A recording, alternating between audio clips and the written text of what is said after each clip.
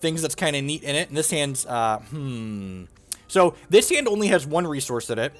And in Magic, this hand would be an auto mulligan. But this one resource here has a mechanic called Fate Weave on it. And what Fate Weave does is it lets us choose when we play this resource whether or not we want to stack our deck with a resource or a non-resource on top of it. If this ice was a Sapphire, so there's colors in Hex just like in Magic. It's not like you can just automatically play all your cards for free. This makes purple or blood thresholds, and all my cards are Sapphire. So I think I have to mulligan this hand, even though I'm guaranteed a second resource, because I'm not guaranteed a Sapphire. How many blood do I have in my deck? I could be greedy. So, like, you can see my deck list there on the side. There's only 4 blood ice, and there's 4, 6, 10, 11, there's 15. Yeah, let's keep it. YOLO, the rest of this hand is good. So, if this puts a Sapphire on top of our deck, we're in a good spot. And, like, most of our resources are Sapphire. There's only 3 non-Sapphire resources in our deck. So, if we have, what, there's 19 resources in the deck, so 18. So, we have a 15 out of 18 chance to hit a Sapphire here and play a game. Test the greed, right? And so you can see here, my opponent and I, we have different starting health totals. One of the things that's really kind of interesting about Hex is that you get to make kind of educated mulliganing decisions before the game even starts. And look at that. We hit the Well of Cunning. So Well of Cunning is a dual shard. So we get to choose between Blood and Sapphire. And I need some more Sapphire. I'm going to go ahead and play this card, Syzygy. And what Syzygy does is, what I'm playing is kind of a combo Storm style deck. So when I play this Arcane Focus, all my other copies of Arcane Focus in my deck are now cheaper for the rest of the game. I'm going to grab another resource here. Oh, I didn't change the stream title. I changed the game. Yep.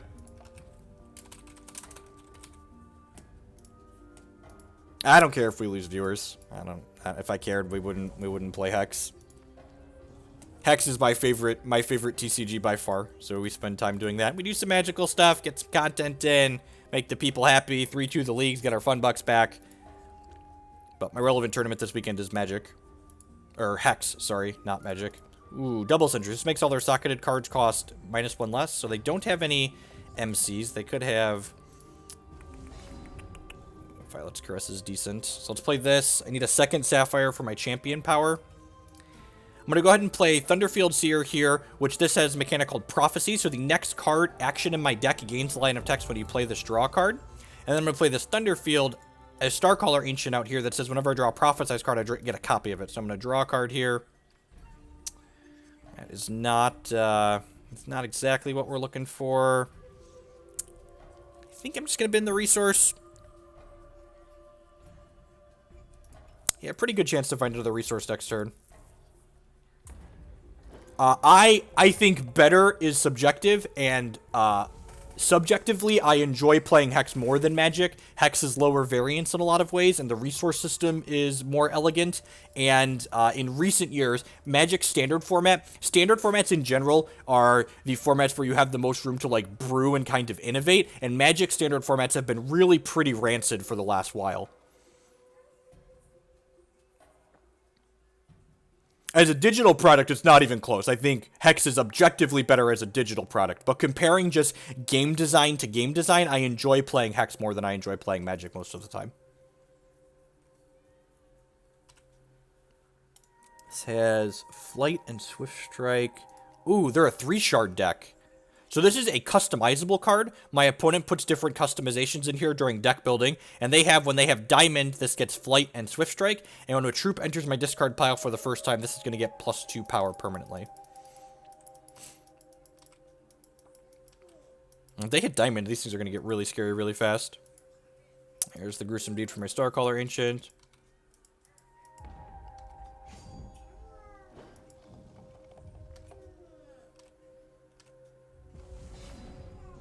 Another Starcaller Ancient. Okay. Yeah, I think I'm just going to go Thunderfield Seer into second Starcaller Ancient here. These Runeers are a lot of pressure.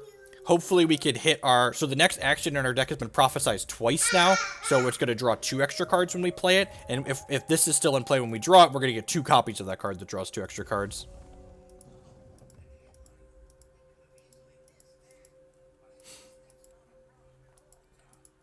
And, like, honestly, like, building a game for a long time is hard, right? So, like, if Hex is still around in 20 years, they're still having interesting card designs that'll be great for them. But like, you know, Magic has withstand the test of time, right? Like they've had problems here and there, but like by and large, their formats continue to innovate.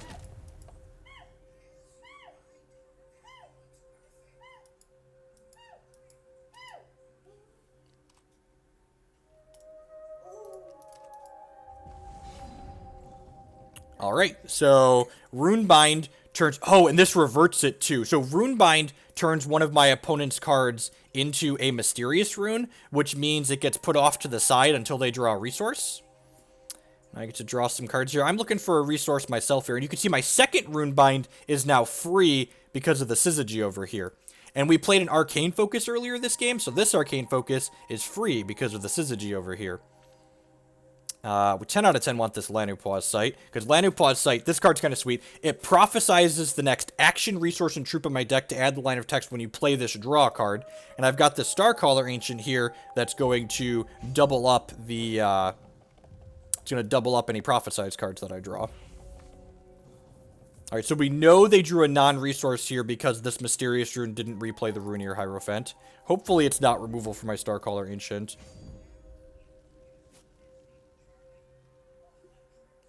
So I'm going to go ahead and use this to chump block here, just like gain 6.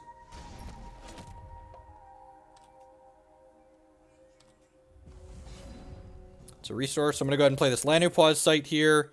So my next Lanupaw Sight gets cheaper. So we prophesize the next few cards in my deck. I'm going to go ahead and Runebind this, which draws me 2 cards. And then we drew prophesized cards, so they double up. So this Blood Ice draws me a card when I play it. I'm going to put a non-resource on top of my deck. Sweet, that's an Arcane Focus. I think I'm just going to pass the turn for now. I think this Thunderfield Elder is probably a little bit too clunky at this point, and I'm going to bin it. And like this Lanupaw Sight is cheaper, and then the next Lanupaw Sight will be even cheaper than that one, so... I'm going to draw a lot of cards very quickly here. Hopefully find another Runebind to help check the stuff they have going on. So I'm going to play this Lanupaw Sight out for 2, and it draws a card when I play it. What do I want to do here? Do I want to play another Lanupaw Sight?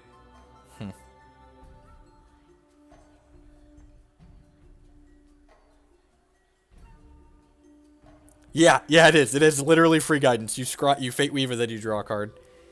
I think I want to Violet's Caress them to gain some life here. And then I can play this resource. And getting the Violet Ice back, Violet's Caress back in my deck means I could possibly prophesize onto it here. We drew Transmog. That's going to be a great clean answer to these. I'm just going to pass the turn here now.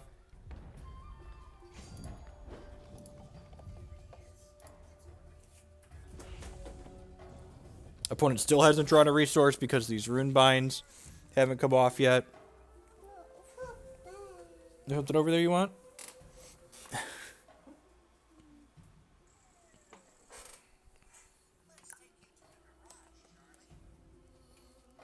Opponent has an Underworld Crusader that does not have speed. God bless. Ooh, this does mean I have to chump block with the Starcaller Ancient, though. It's a good thing it doesn't have speed or we'd be dead.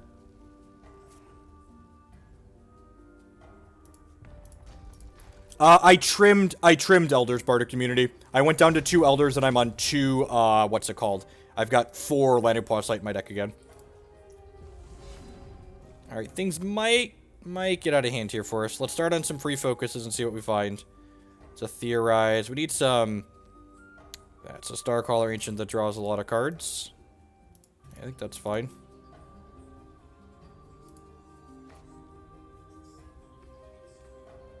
Free Runebind sounds great. Let's play this Thunderfield Elder here. Let's play this copy of Theorize. See what we draw here off this Thunder. Oop. Yep. Okay, so we might combo kill them this turn. So this draws a card, and we have 2 of them.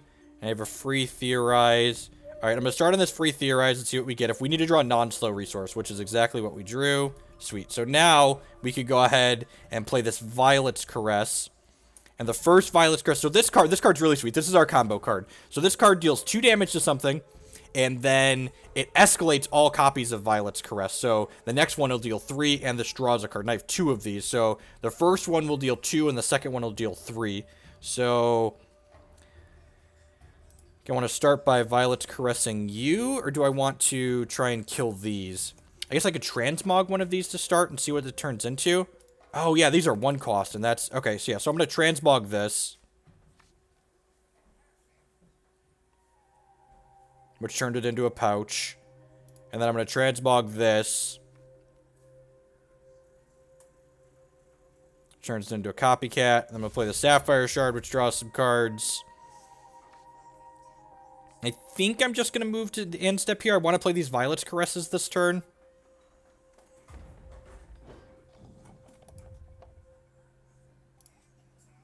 I think I just want the non-slow resources, honestly. So even though that one's prophesized, I'm going to bin it. I'll keep the one that draws cards here. I don't really need another Syzygy at this point in my life. The extra Thunderfield Seer is probably reasonable. Yeah, I'm going to hold on to the extra Thunderfield Seer here, I think. They still haven't drawn a resource here because these didn't recast yet. I don't think so, Ace, because if my opponent drew a resource, these Violet's Caresses would kill these Runey Hierophants, which I think is reasonable for us. There's definitely merit to thinking about putting these back in before we start drawing more cards so we have the chance to pick these up and double them again. But I think the fact that these Runers could come off means I want to wait on these. Is Bounty of the Magus sneakily bad in this deck? Maybe. It could be Burgle. It's definitely bad against the when you're under pressure, but like in the mid to late game, it really allows you to combo off. Yeah, I know they don't have speed, but like I just want to be able to actually kill them.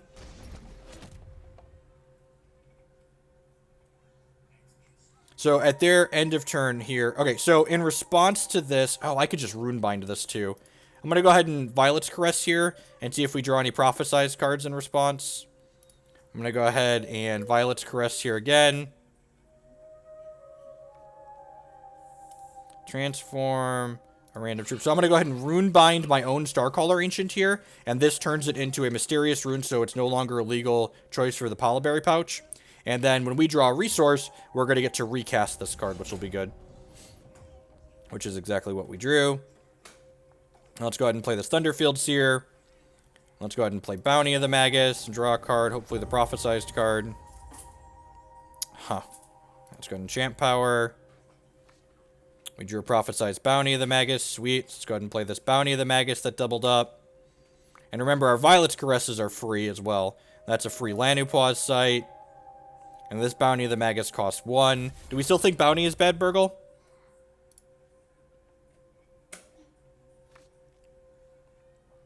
Alright, and there's a Violet's Caress that draws a card. So now we're combo killing our opponent. So we'll go ahead and Violet's Caress and deal damage to them. And now we just have to draw 1 more Violet's Caress here. Violet's Caress them again. And these Bounties of the Magus draw 5 and 6 cards. So, like, statistically, we're going to draw a...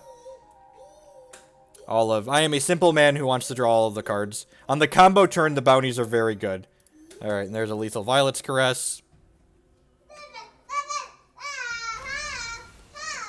Yeah, just like that. If you hit Bounty won me games itself in the non-combo deck, it's awesome. Hex the way Corey Burkhart intended it to be played, right? Just like all of the card draw. I think Exarch of the Egg's probably pretty good here. Just like a 1-3 with lethal. What do I want to trim? The Thunderfield Elders are a little medium, so I'm definitely putting in the extra Transmog for their Crusaders and stuff, and Exarch. Do I want anything else? Maybe I can cut a Syzygy to be a touch more interactive. I don't want to dilute my main game plan too much, though, I don't think. Let's trim 1 Starcaller Ancient and do that. Yeah, let's do this.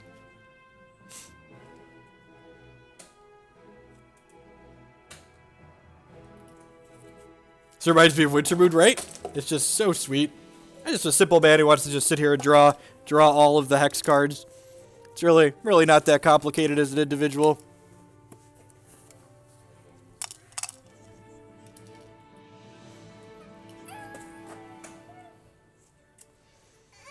Wait here while my opponent reserves. Thanks everyone for hanging out. We battle some Hex TCG here.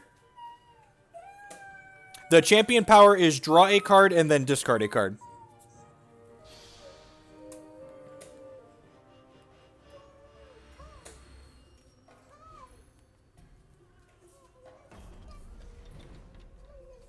What was storm count? I missed that. I don't even know. Maybe we should track how many cards we're drawing at a turn. That'd be fun. And that was the game where we kept the Blood Ice as the opener, right?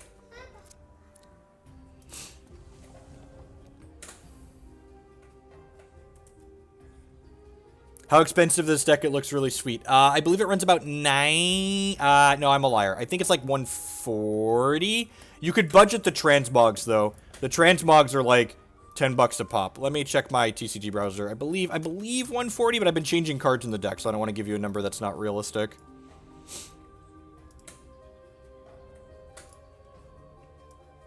TCG browser says 150. But transmogs are how much of that? Yeah, transmogs are $10 a piece. Also, 8 of the rares in this deck, 12 of the rares in this deck are new set rares. So, like, as the set gets drafted a little bit more, those will come down a lot in price. Runebinds, Bounty of the Magus, Violet's Caress are all this set rares, so they are more expensive. Yeah, the escalation cards are popular, and you need 4 of them if you're playing. So, like, Bounty of the Magus is 400 plat, which is $4, and Violet's Caress is 400 plat, which is $4.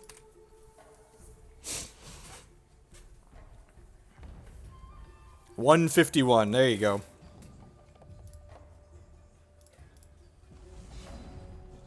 Blood Ice is pretty good. So I'm actually going to play Thunderfield Seer here, and then play this Blood Ice. I think I want to just guarantee a resource on top of my deck here.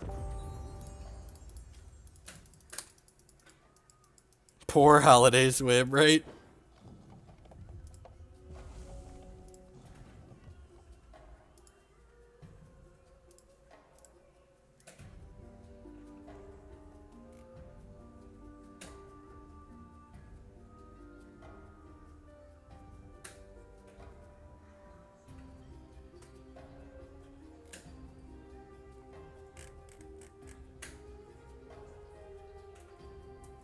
Why is Fate Weave so awesome of a mechanic?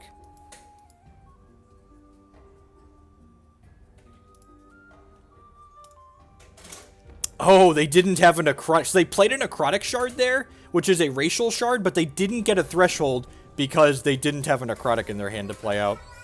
Yeah, I'm just going to go ahead and play this Lanupaw site here and get this snowballing. Getting to play Lanupaw site while they really don't have pressure on the table is so fantastic for us. Yeah, Wild was really good for a really long time. Relentless Corruption saw a lot of play last time, and Ragefire did too. I don't think Wild had objectively the best. Crash of Beast was like playable, but it wasn't amazing. I'm just gonna take a hit for 3 here. This can gain. I want this to gain 4 or more life when we play it, when we block with it.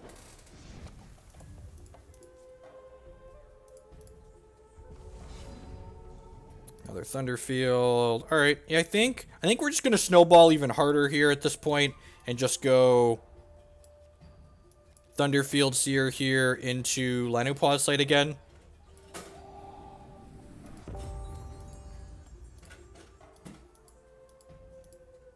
Want to get things rolling.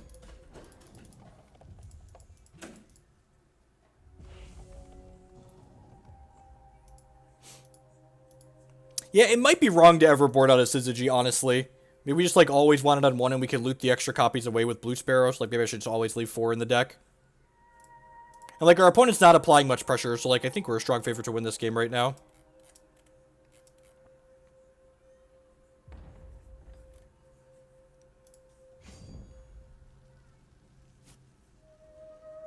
I think I'm going to use one of these as a gain 4.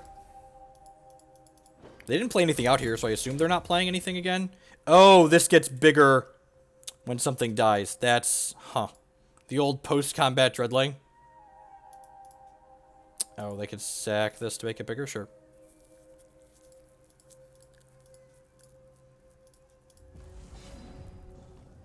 The old draw 4 Transmogrifade? Holy crap.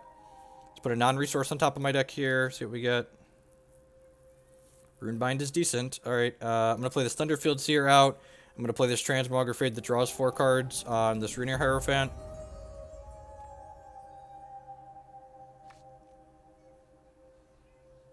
So let's let them draw a card off the top of our deck. That's kind of annoying. Do I want to just play Exarch of the Egg out here? Yeah, I think I do.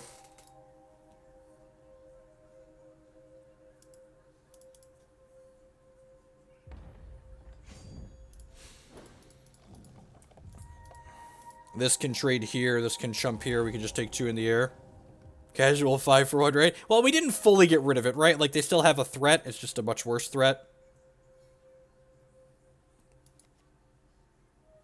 This draws an extra card. It's the only extra card draw we have at this point. Withering Gaze. That's a kick in the dick. I don't know. They're kind of first here. Like, right? They could prioritize and take my Prophesied card away here, but they probably want to take some of my interaction, right? That's slowing them down. They need to kill me before I snowball for sure.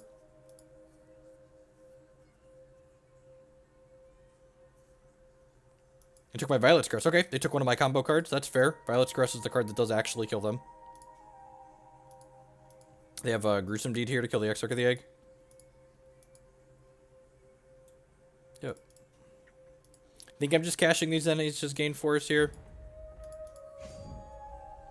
Do I prefer between Evaporate and Deep Freeze? It depends on what your threshold base is like. If your threshold base looks like the 3-shard candle deck, it's easy Evaporate. If you can support the double Sapphire, Deep Freeze is like just the strictly better card rate. Alright, there's the Syzygy. All my stuff is cheaper. Or will be soon anyways.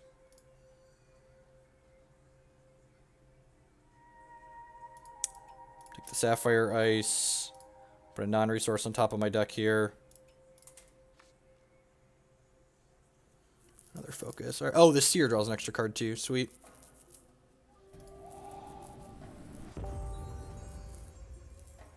Bounty of the Magus. Sign me up. I have this other bounty here. I think I'm just passing here at this point.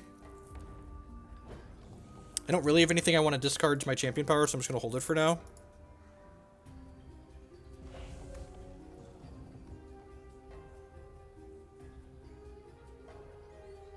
Oh, Deep Freeze doesn't hit your own troops. His Gaze, so yeah, Gaze still makes cards look funky if you play it yourself. Which is annoying, but not the end of the world. I think I'm just going to Runebind that. In case they have another... I kind of want to use my resources this turn anyways. This way my future Transmogs and Runebinds are going to be free, which is good for us. I'm going to Transmog their Underworld Crusader in response here, so they can't Now, if they sacrifice the Crusader to draw cards, I think that's fine. I think this is probably sacrificing the Thought Collector, which means they probably should have attacked before playing this. They didn't sacrifice anything. Okay. Deal. I'm going to Transmog this Crusader, and then probably chump block the 4, unless this is scarier still. Nope, we're going to trade with the 3-1.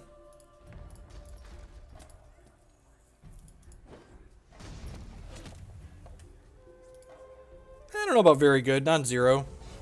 We are missing a Violet's Caress out of our deck.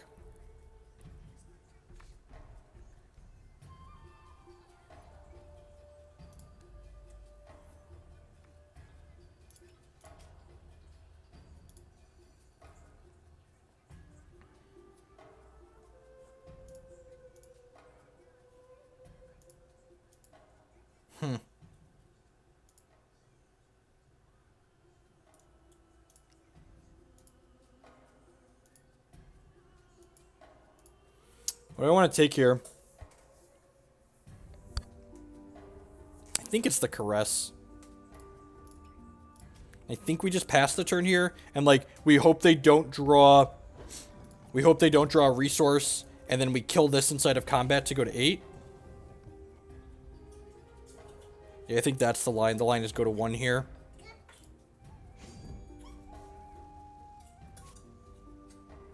And then try and combo them next turn.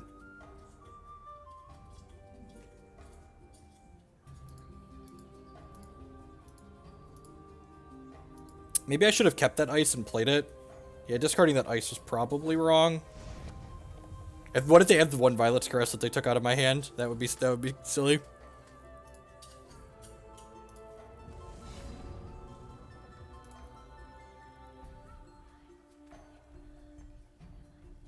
Alright, 0 cost. Bounty of the Magus are a good start to winning this game.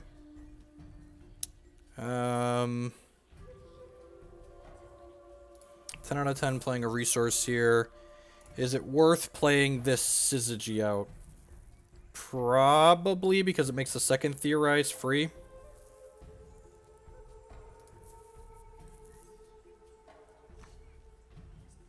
There's a Violet's Caress, so I want to start using those, I think. And this does 2, right? Yeah, so I can kill this. And now those are free. This Theorize... Oh, this Theorize draws an extra card, too. That's good.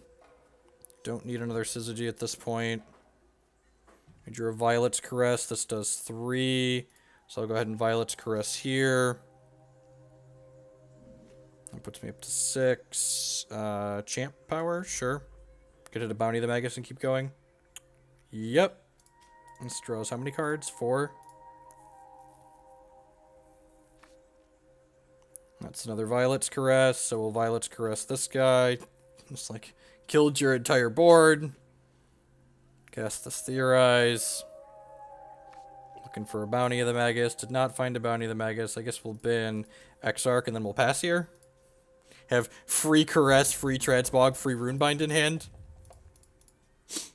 This deck's so good against these decks that don't apply a lot of pressure. It's kind of unreal.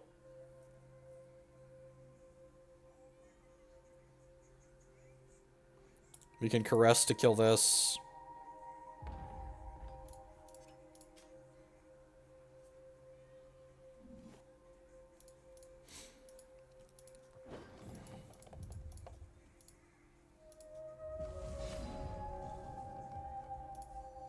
Alright, so let's do this. Let's do this. And then we do this, and then this probably ends the game, because this Bounty of the Magus is going to draw all these Prophesized cards and double them up. We can Runebind an interaction.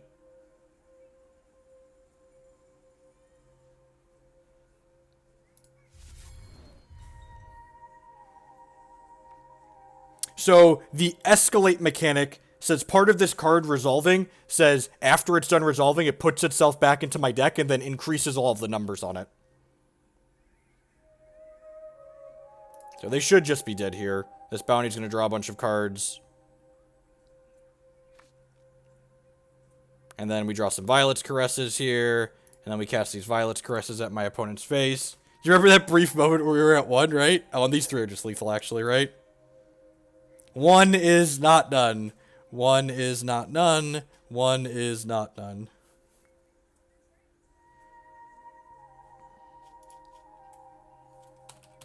GG's opponent.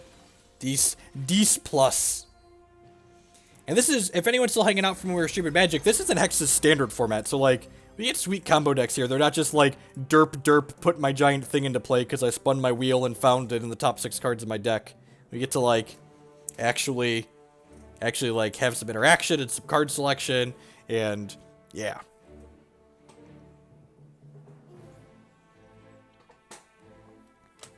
There's quality fair decks in the format too, but like, yeah, it feels like Storm in their standard format. It's kind of insane.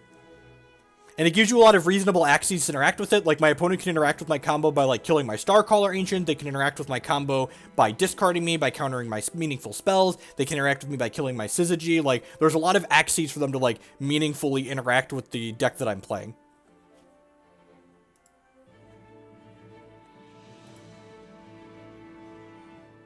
Which, and that's what I want. Like, in a good TCG, I should be allowed to do powerful, obnoxious things, but there should also be equally powerful ways for you to, like, interact with them without having to, like, warp and change your deck a whole bunch. What's the cost to be competitive in Hex? So the tier 1, so we don't know, we don't have good tier 1 decks yet. Probably after this weekend, the first major tournaments tomorrow, we're going to get a good idea of what the decks cost coming out of those. But historically speaking, tier 1 decks in Hex Constructed range from somewhere between $50 and $150. And obviously prices fluctuate as sets release. So like, when sets are earlier in the release before people have opened more cards, they're more expensive. So like the prices of the rares in this deck, for instance, are likely going to come way down as more people open product from this set. But this deck right now costs about $150 to buy outright if you have 0 Hex cards.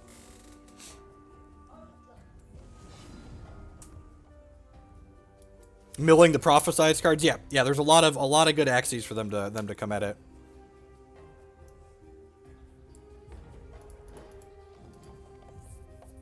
And like this deck, especially, like, actually here, all 3 of these cards in my hand, I would be surprised if they still cost what they do a month from now, because these are all rares from the new set, and lots of decks are playing 4 of each of them. So my opponent's playing an aggressive deck, which is usually good against combo decks, but thankfully, I have this Violet's Caress here, which is going to deal 1 damage to my opponent's 3/1 and gain a life. So this was a very good die roll to have won. Theorize plays better with Starcaller Ancient, which is what you want to be doing. So, in fact, I'm going to Violet's Caress this Righteous Outlaw rather than the Bolt Spasm, because this card, every time it untaps or readies with Diligence, they get to make a Valor or transform it into something more powerful. So, I'm just going to go ahead and Violet's Caress this right off the bat. Hopefully, we hit our 3rd resource or another Violet's Caress next turn. Would be ideal. If we get to start snowballing these bounties, that would be fantastic. That's a Theorize. So, I'm going to lead on the Theorize here, because it lets me draw 2 cards, and we hit our resource. This is actually kind of a tough call. I think I'm supposed to bin this Runebind. Yeah, I'm going to bin this Runebind. Let me go ahead and play this Thunderfield Seer out here because it's a 1/1 that prophecies and it's going to get to trade with this Bolt Spasm ideally. The Runebind's like meaningful interaction, but I feel like I want to just snowball these cards, and I really don't want to discard an Escalate card, which might be wrong. Like, the Runebind could buy us a couple of turns against, like, a Mama Yeti or a Matriarch of the Flames. We get run out of the game because we don't... They are fireballing my Thunderfield Seer. Yep, deal. They have another Righteous Outlaw. Gross. So we're going to hit for 5 here. Hopefully we can find another Violet's Caress next turn so we can kill this Righteous Outlaw. That's fantastic. Is RNG a real factor in this game like it is in Hearthstone? So, by and large... Hex uses the digital space to reduce variance in the game as opposed to increasing it. And now this Violet's Caress is going to deal 3 damage, and it's free because we've played Syzygy out here. I feel like I'm actually supposed to bin this. Am I supposed to bin this? No, there's no way. There's no way I'm supposed to bin that. This trades with the Bolt Spasm here. The opponent's champion for 4 charges gives all of their troops Gladiator 1 for a turn cycle.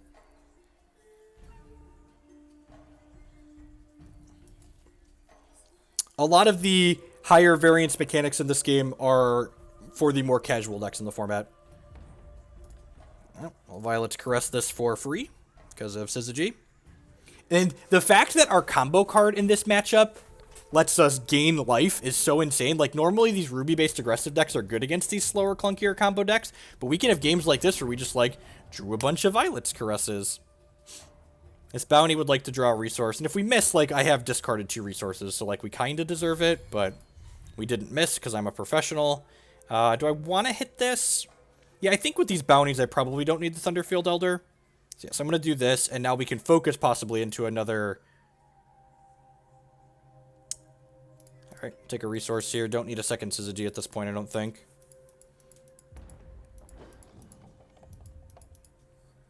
We're at 17 here, and opponents only got 4 cards in hand, so feeling pretty good. Even if they have a Mama Yeti here, we have a couple turns to hit an answer to it.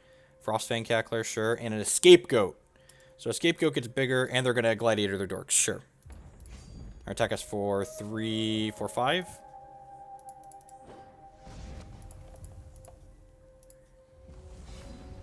Another resource. Alright, so I'm going to start on Bounty here, draw 2 cards, and this one's going to draw 3 cards for 1 resource, and then the bounties will be free. Maybe we can snowball through our deck. Yep, play Bounty again.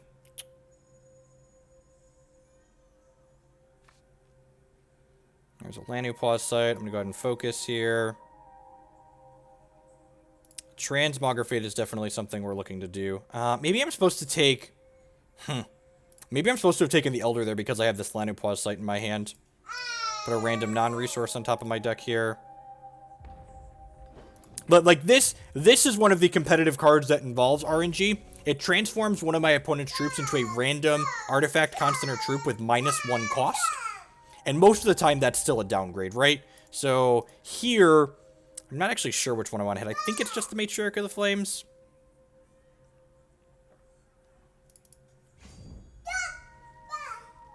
Oh. We're gonna take 4 here. We do need to find, like, another Violet's Caress here soon, or another Bounty of the Magus. Another Syzygy is not good. So I'm gonna go ahead and play this Lanupaw site. I'm gonna go ahead and play the I'm gonna play the Blood Ice? No, I wanna use this because I just prophesized. If I was gonna do that, I should have done this first. Runebind is a very good draw. It's going to let me take one of their things off the table for the turn and takes the power off of it. So, do I want to do this right now? I think I want to do this right now just in case I draw like a Bounty or a Caress. I did not draw Bounty or Caress, so we could die next turn. Maybe I should have held this in the event of a Mama Yeti.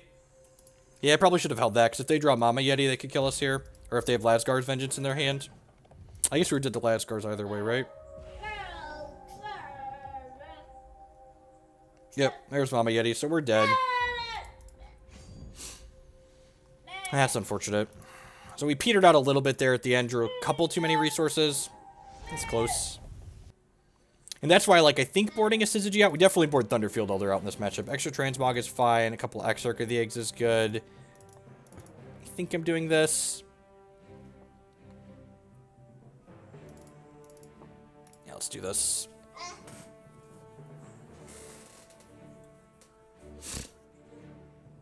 I would be surprised if there's a good Sapphire Wild Transform deck in Constructed. I would be pretty surprised if there's a competitive one.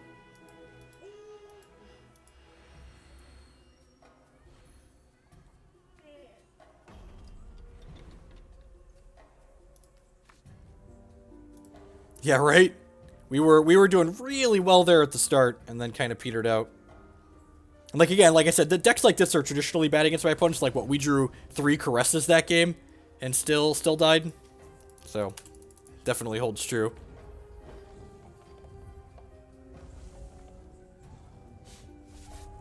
So, like, we flooded a little bit at the end there, but we had a pretty ideal start.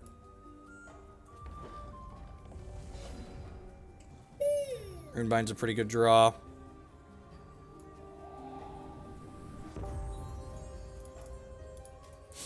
I think I'm just going to pass the turn here, hold Runebind up as meaningful interaction, and then Lanupaw's Sight next turn. Try and get that advantage snowballing.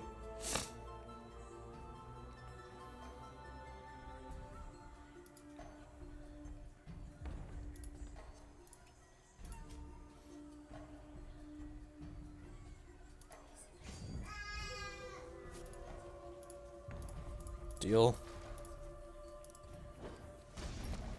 Now, I think I'd rather Runebind and save myself points of damage. That's a fantastic draw to have to follow up a Lanupaw Sight.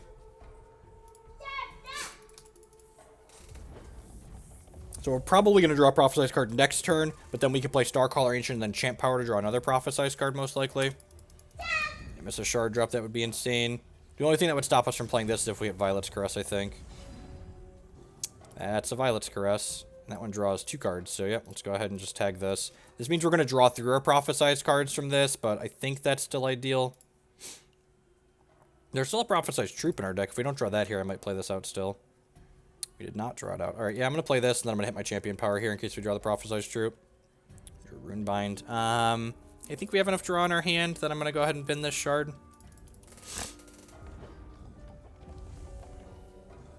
They still haven't drawn a resource, so that's good. They can't cast Fireball or Burning Tendrils.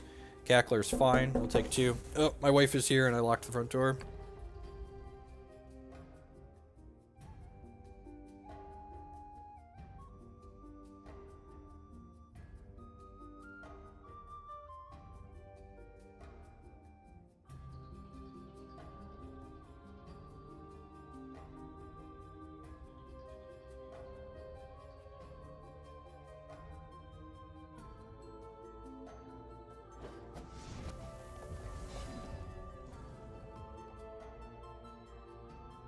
I do not want to concede Hex, thank you. Cast Theorize, hopefully draw Prophesized Troop. Man, really? None? Alright, well, let's spend that. I'm going to do this. I think I'm just going to go ahead and Caress this and then hold up Runebind as interaction for the turn. I don't want to focus here because I ideally want to draw the Prophesized Troop from the Lanupaw's Sight, so that way it'll split with my Starcaller Ancient. Because it could be like an Exarch of the Egg or something very valuable. Even if it's just like a Thunderfield Seer, it would be good for us. Baby Yeti, sure, that's fine. No, we didn't get to use our resource here. They just had a Baby Yeti. So maybe I'm supposed to leave this back in the event of Baby Yeti. in the event of Baby Yeti break glass. Like, if we're gonna win this game, we're probably going to combo kill them anyway. So like, man, all right. Non-resource on top of my deck. Hit my champ power. See what we get. Another Runebind. I'm gonna bin one of these at this point. I think I'm just passing the turn because I'd like to block with this ideally. I guess I could do this. Yeah, we'll do this. I'm probably gonna find the troop now at this point. Whoa, still not yet. Okay, I'll grab the spell. Pass the turn. This Bounty of the Magus draws 2 cards now.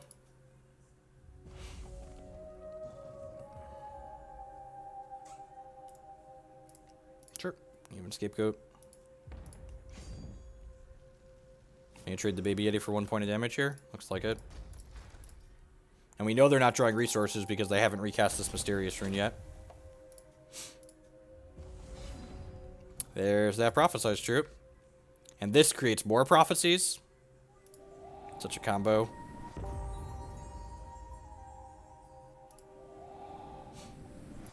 Draw some cards here.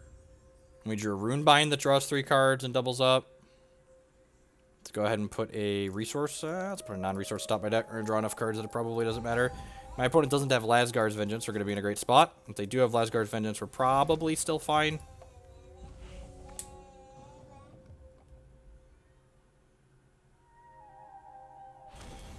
Opponent packs it in because they know we're drawing a bunch of cards here. They're still missing. All right. Yeah, I don't think I want to change anything. Let's click submit. Opponent missed long enough they were able to snowball there.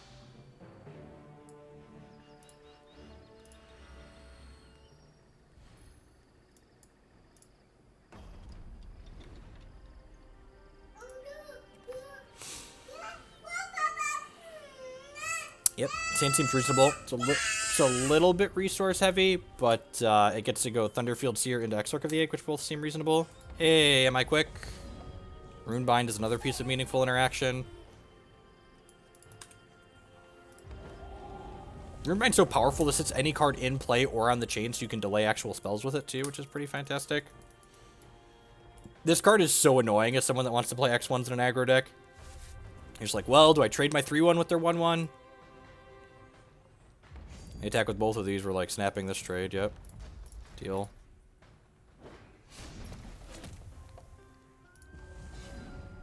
Got a Violet's Caress that draws a card. Sign me up. That's 10 out of 10 to play here. I'm actually going to go ahead and play this now, just in case my opponent has a Riposte. Although I guess if they had a Riposte, they wouldn't be able to replay it, so maybe playing that out was fine, or waiting to play that out is fine. Although it does revert it, so I'd lose the draw off of it. Do I trade my 3-1 for the 1-1 that draws the card? Like, if you don't have more removal and you just have more dudes, like, then yeah, you want to make that trade, right? Next turn, we get to go Syzygy Exarch of the Egg. Huh. I might go Exarch Hold Runebind here, actually. I think I'm going to go Exarch Hold Runebind in the event that they have removal for my Exarch.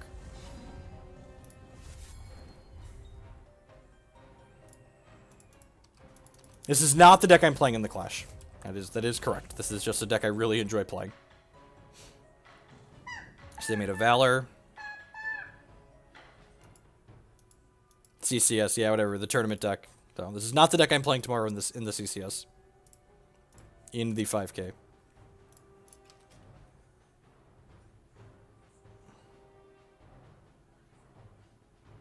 Even if this just, like, buys us a turn, like, that's fine. Just, like, anything to alleviate pressure while we start setting up our bounties of the Magus and our Syzygy sounds fantastic. They have a Riposte for my Runebind. Okay. So if they don't have another resource here, we're going to get the Runebind back, which means we can Runebind this, which sounds fine with me.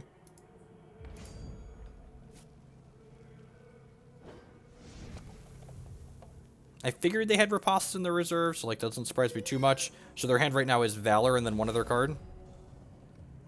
Huh. So I'm playing the Syzygy. And now the question becomes, how resource efficient do I want to be this one? I think I want to just play a slow Shard and put a non-resource on top of my deck, and I'm going to go ahead and loot now. Of Violet's Curse. Well, that was arguably the perfect, so let's go ahead and just kill this before they get another Valor.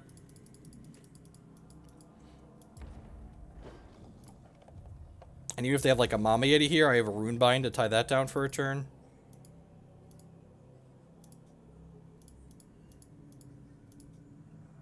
We know their last card is a Valor right now. They're attacking us for 6 here, down to 13. I'll bounty on my turn to see what we get going. Our Violet's Caress has actually killed this Matriarch of the Flames right now, which is great for us. They know we have this Runebind in our hand. I'm going to put a non-resource on top of my deck here, because Violet's Caress has also cost us 1 less. So, it's a Starcaller Ancient. Yeah, I'm just going to pass the turn.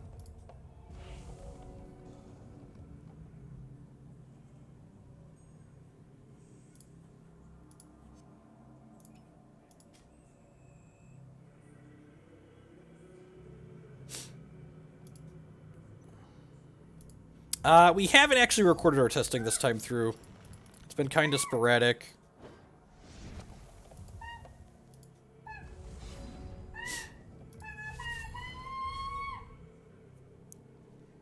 I think I'm just passing at this point.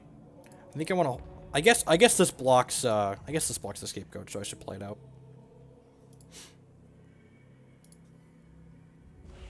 We're saving our champion power for now. Ooh, they drew a spider egg that our Exarch put into their deck. That's pretty good for us. Sure.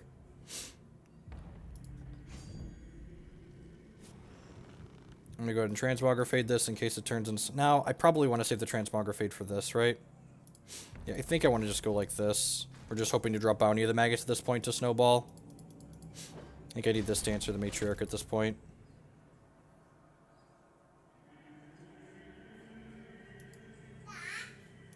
We're not actually a Drago deck, to be fair.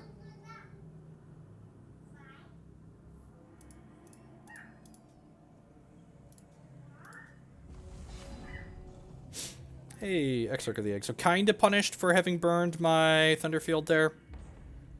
That's fine. They have Lasgars. They have Lasgars.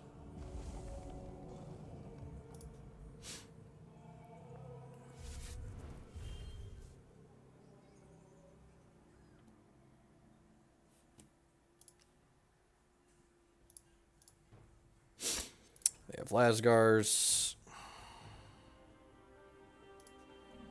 It's unfortunate for us. We're taking 4 here, so we're just dead next turn. Hopefully we draw Bounty and then draw Violet's Caress. That is what we're hoping for here. We get 2 shots at it.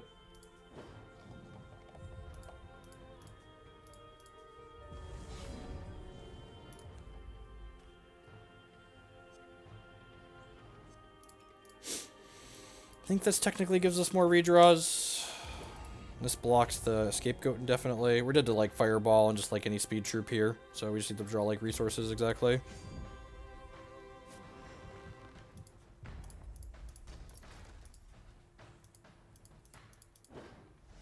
Dead in 2.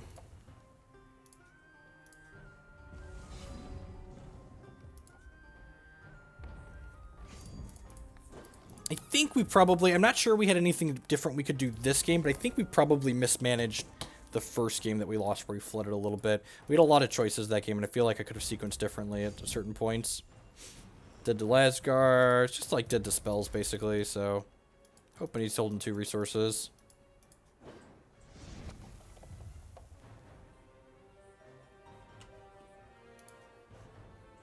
Yep. Let's play one more before we call it a morning, I think. Wasn't planning on a long stream, just a quick one. Thanks everyone for hanging out. Are there good tribal decks in this? Yeah, actually. So some of the fixing that Hex has in its game are resources that only work if you have a specific race, so like Shinhair or Venom or stuff like that. So a lot of the decks that have better fixing are actually tribal decks. I waited till combat, Waffle. When I did it, it was at combat.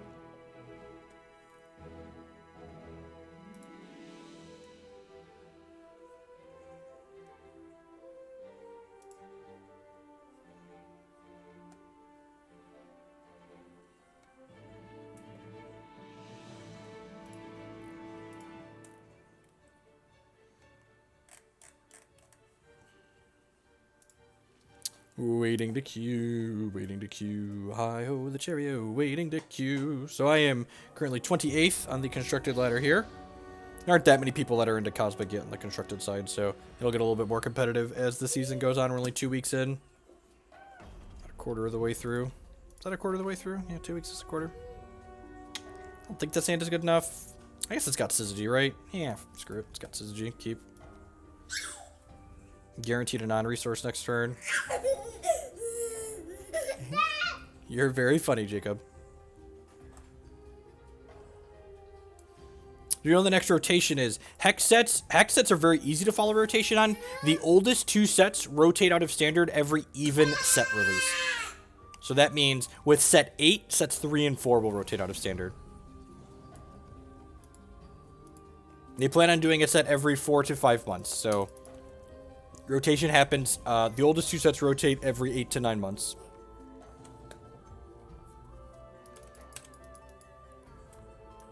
The old Starcaller Sphere on 1. That has to be worse than Fate Weaving, right? Starcaller Sphere, for those that haven't played with it before, is a card that says it's a resource that doesn't make a threshold. There is a non-rotating format called Immortal. The primary ladder is currently standard. Immortal's still pretty new. Hex just had its first rotation. Well, I guess it's been a little bit now. Set 6 was the first rotation, so still kind of developing. Well, every set brings a new champion, so I guess that includes odd sets. Second Syzygy, not fantastic. I'm going to hold my champion power for now because I'm not really looking for anything in particular. We're going to Transmogrifade this dork, and then the next Transmogrifade is going to be free. They have a Vesper, sure. Probably looting away the Syzygy, but like ideally I'd like to save my champ power for like after I draw a Lanupaw site and play it, so that way I can draw a card that's prophesized right away with my Starcaller Ancient. Whoa, they're playing a dual. I guess they're playing a dual shard with Starcaller Sphere in it. Seems greedy.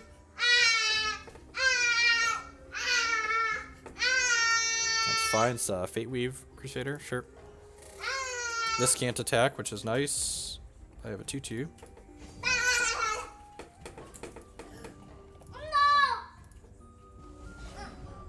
Correct. That is exactly correct. Hit this at this point, see what we get. Another resource. I still think I want to bin this extra Syzygy. The second Syzygy is pretty redundant.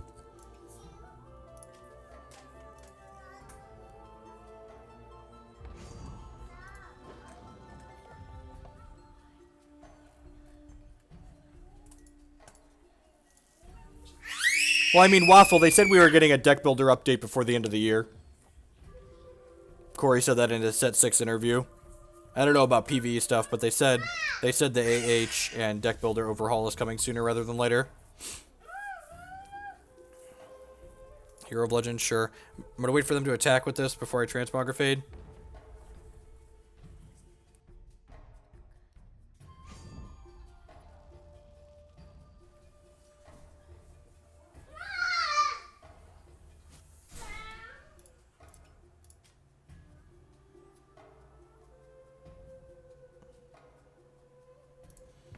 Eat their 1/1 here and just take the 2, I think. Main deck Totem Trap. Okay, I've been got. Bounty of the Magus. Lanupaw site. Arcane Focus. Could be either of those things. Violet's Caress. Yeah, I mean, that's better than the alternative, I guess. Use this to kill this. Probably.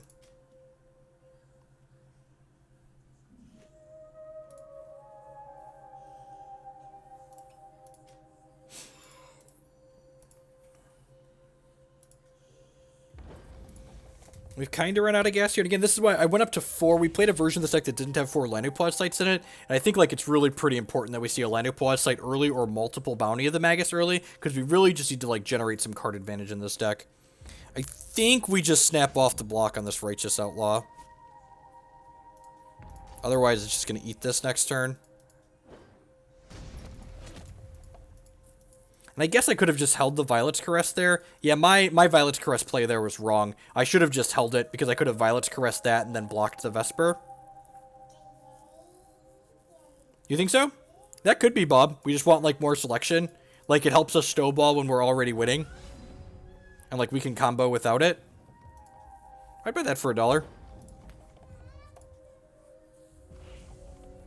The deck gets a lot cheaper without Starcaller Ancient, too. That card costs some money.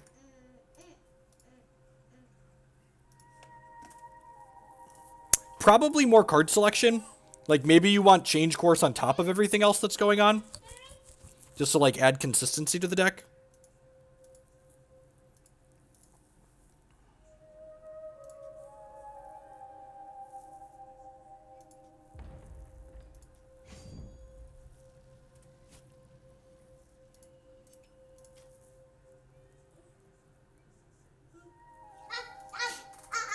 Yeah, a couple Ancients could be okay, too. Just, like, don't play the full 4. I board them out a lot, and that feels fine. We want to draw Bounty into Violet's Caress into Bounty.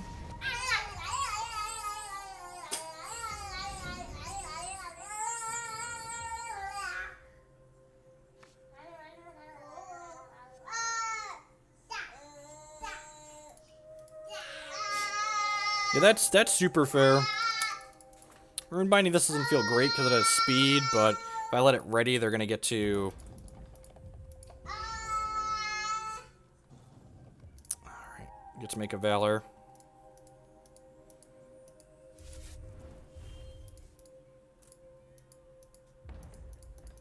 Did do a lot here. I think you're right. It might even just be like that we Mise the Starcaller Ancient. Soul of Battle. Yep. Alright, so hold the Caresses. Got it. Let's try boarding these down a bunch and see how that feels. So I definitely want other things in this matchup. I want all these Exarchs probably. Thunderfield Elder's bad too. Maybe Elder's just worse than seeing more cards too. Like the copy is cute, but like we don't need the copy to combo since we have Bounty of the Magus to keep drawing a bunch of cards. How's the new expansion? I really like the construction in this new expansion. I'm not a huge fan of the limited, but I'm not a fan of limited in general. So like if you enjoy limited in general in TCGs, you should probably give it a try.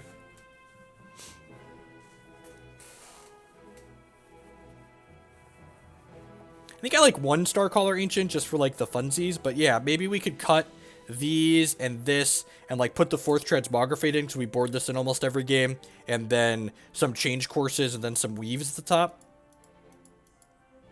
Just to, like, generate more critical massive cards. Alright, we're going to play one more match after this with some changes.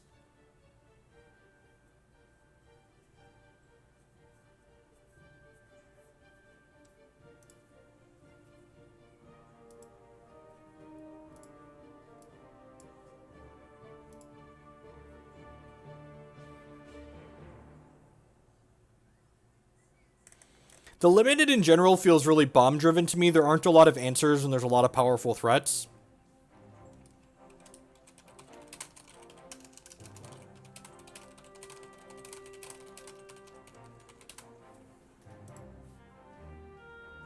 I would be very surprised if there's a competitive mill deck in Standard. Very genuinely surprised.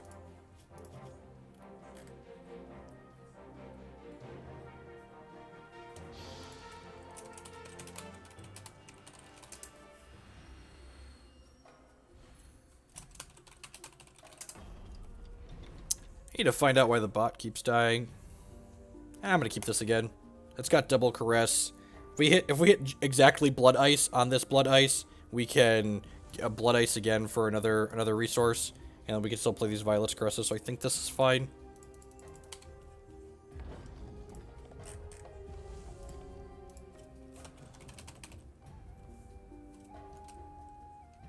Runic Echoes doesn't appear to be a card. You mean Runic Diminishing? If so, no, I don't think that's a card we're interested in. Non-slow resource would be great here, so we can just shoot this. We do have a lot of slow resources to draw, though. God bless. All right. And again, I'm gonna be smart, and we'll hold the Violet's Caress this time around, because if they have a Righteous Outlaw, I would rather kill that.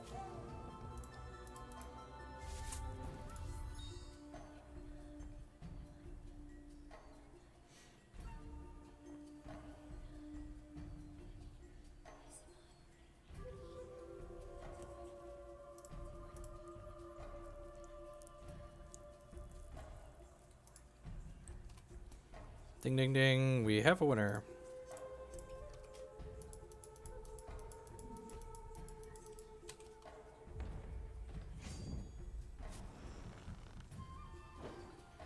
if diminishing is what we're interested in. I think we'd rather just, like, play cards that kind of stall our opponent. Do this and try and find a resource. If we brick, we're going to be in trouble, but we did not. God bless. We've got another Violet's Caress here, which is fantastic. Get a second Sapphire.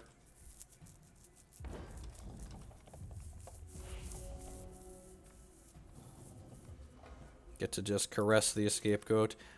Good, good scapegoat. Go to sleep, scapegoat. Shh, shh, shh.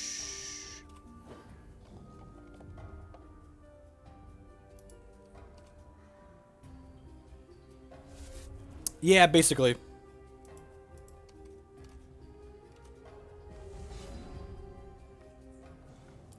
Man. Now, these are just like real removal spells now. I'm uncomfortable. Shh, Bobby, it's okay. It's okay. Shh, shh. Be quiet, Bobby. It's okay. You'll understand soon. Violet's Caress this one, and then we'll Violet's Caress this one.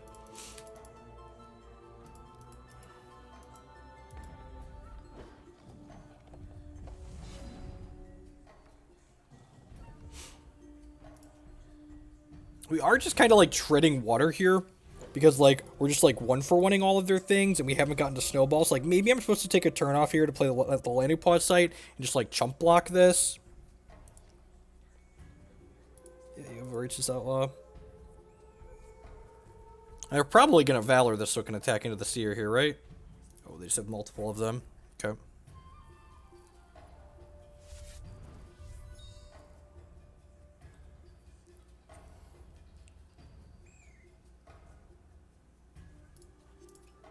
Shh, Moonrise Elder, sleep. Sleep, Moonrise Elder. Sleep silently.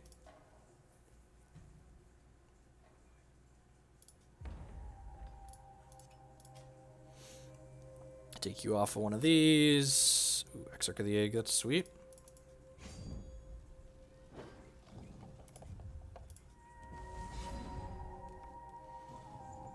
Let's put a... I think I want to start snowballing resources at this point. Just like, next turn, if we hit a resource that's a non-slow shard, we can go Bounty into Exarch, or Exarch into Bounty, whichever way we want. Now we have 3 draws in the bank, so we can start snowballing some card advantage here. Yeah, I think y'all are right that, like, in terms of tuning this deck, I want to just put more card advantage in it. The old Decree of Banishing, a Thunderfield Seer. And Starcaller Ancient cutting that makes their removal worse against us, which is kind of nice.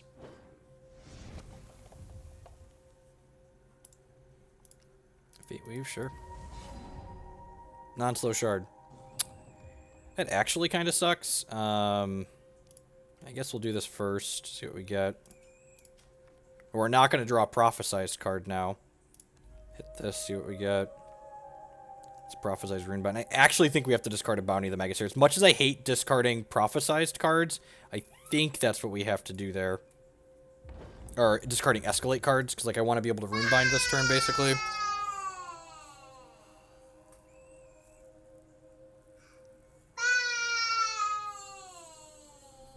Like, we've got one more draw in the bank still.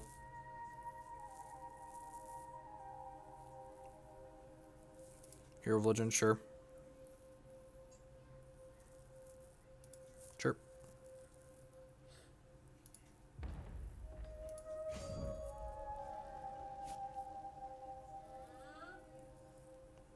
Yeah, I think I need to block, though, Bob, is the thing. I think blocking is important here. I think having 2 pieces of meaningful interaction. I guess I'm at 25, so maybe that's just not true. Maybe I'm just like incorrectly assessing the situation and not properly using my life total as a resource. Alright, well I guess we'll play 2 Syzygies out now. Maybe I'm supposed to hold the second one to discard to my champion power.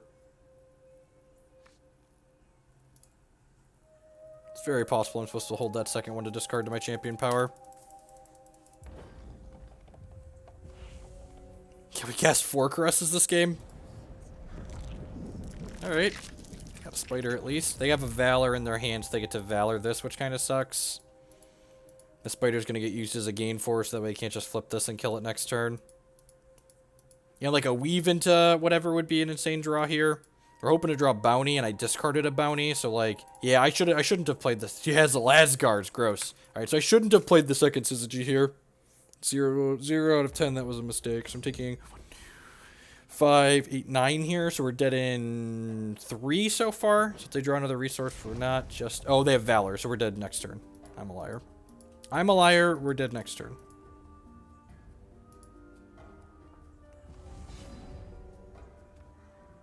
That was the best draw in our deck, and we just want to draw all the bounties of the Magus, and I discarded one like a big stupid.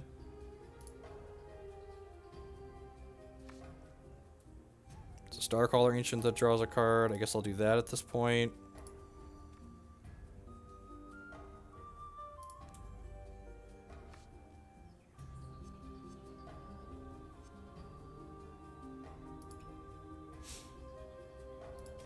So if I Transmogrifade this, I can chump block here and then not die this turn.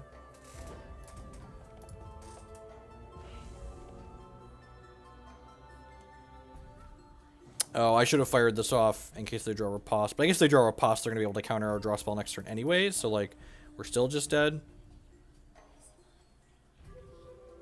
Spreading out the Valor Love.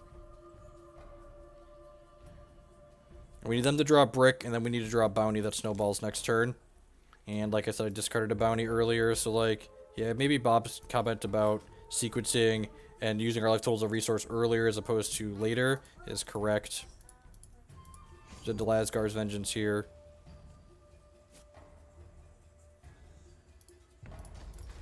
I think you're right, I shouldn't have played the Exarch of the Egg, I should have Runebound plus Bountied, and then I'd be up 2 cards and have a better chance of snowballing out of this game. Sure. So, comes down to this draw step, which again, if we had like the draw 2s in our deck, this would be a live draw at this point. Looking for a bounty. Okay. Looking for another bounty. More draw spells.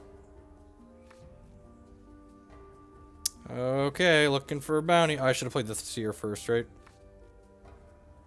Okay. We might be doing it, fam. We might be doing it, fam. Looking for a bounty. Alright, there's a Lanupaw site.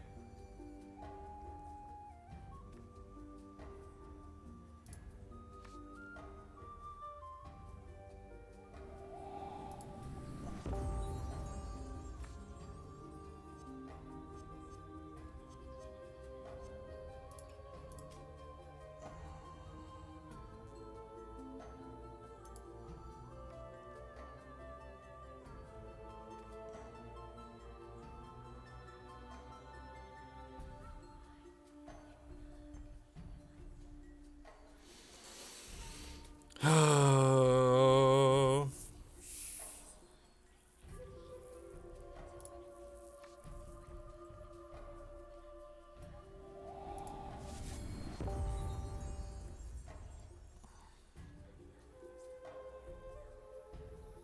Can we manage to not die this turn? Can we manage to not die this turn? I think so.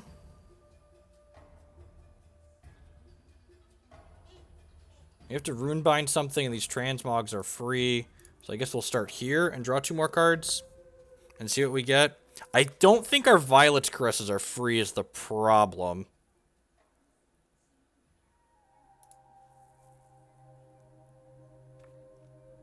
Yeah, see, that's the problem.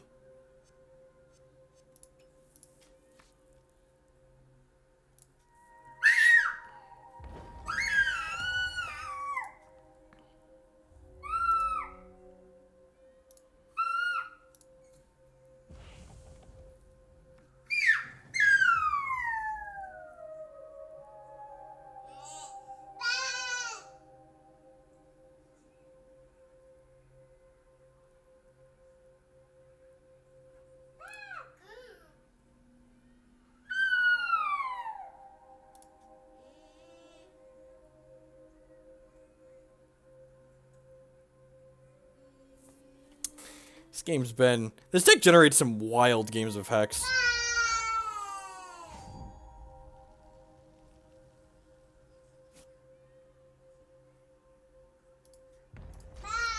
Dead to Lasgar's, dead to Soul of Battle.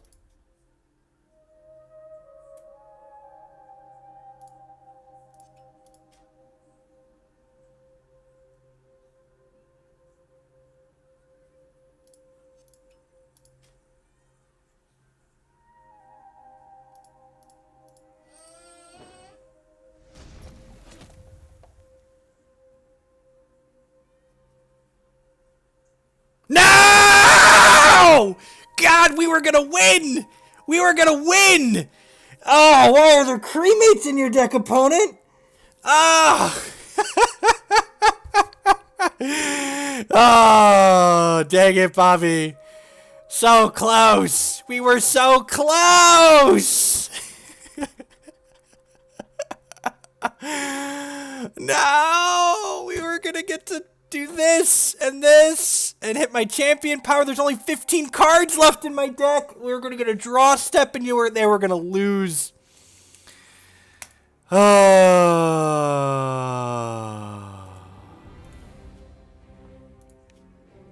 why did they leave it in their deck against us? All right, let's fix this. I think Bob's right. I think the assessment that Starcaller Ancient might not be that good is accurate. God, we played so tight and we were so close. All right, so what's this other card called? It's Heart's Whisper. Is that it? I think the assessment that we want copies of Heart's Whisper is right.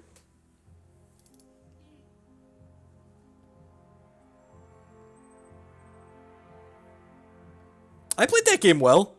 Oh, you're right. I discarded that one turn. I made one mistake. I misidentified my role at exactly 1 point. And sure, yeah, if we snowball there, sure. Yeah. Alright, let's do this. I'm cutting most of the troops, so I'm going to cut a site because that makes the sites worse. I'm going to put 2 change course in here too. Let's do this. Let's do this. No, I think playing the second Syzygy actually worked out. The way it reduced everything. The loot on our champion power ended up not discarding anything of relevance.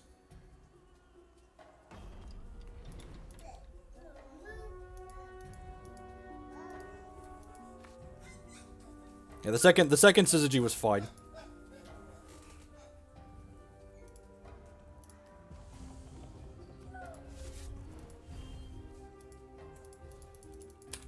Another aggro deck. Alright. Sign me up. Violet's Crest in my opener. Looking for Blood Threshold at some point. We did dig for a while with no Crest. That is completely correct.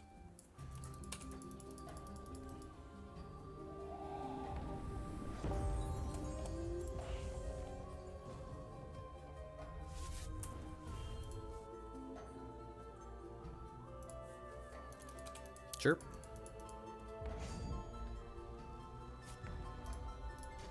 I'll block here, save myself points of damage.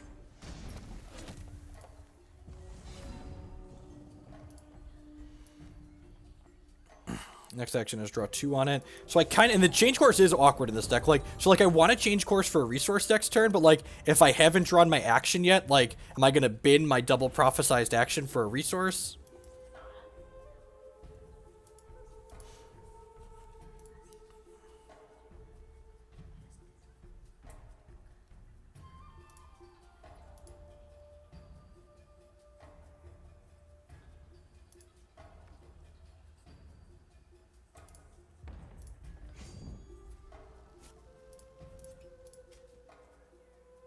Please have 1 defense. Ding.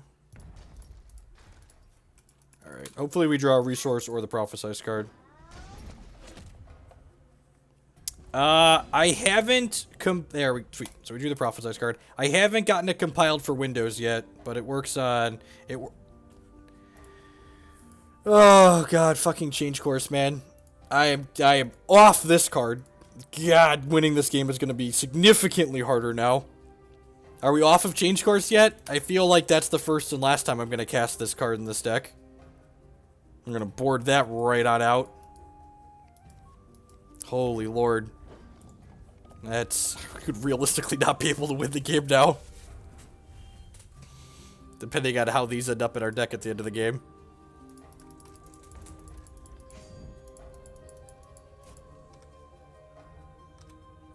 It was actually worse than Collected Company, right?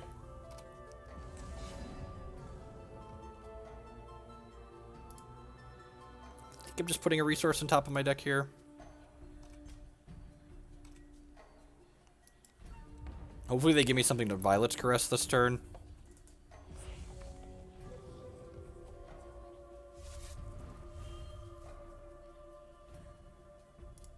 Oh, Academy of Cerulea sounds great, actually. We had that in the first iteration of the deck. I don't know why I didn't think of that. Just gonna Runebind this, I think. Yeah. Yeah, Academy's good. More constants are awkward with Lanupaw's sight, but... Right, I'm just gonna Caress them at end of turn here for the sake of resource efficiency and getting these bigger in my deck.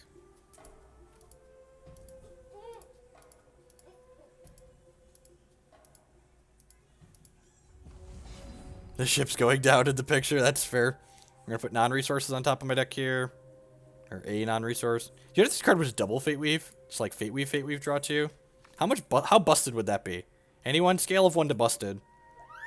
If it said Fate Weave, draw 2. Hit this before we cast the Theorize. Gives me another piece of interaction, like a Runebind or a whatever.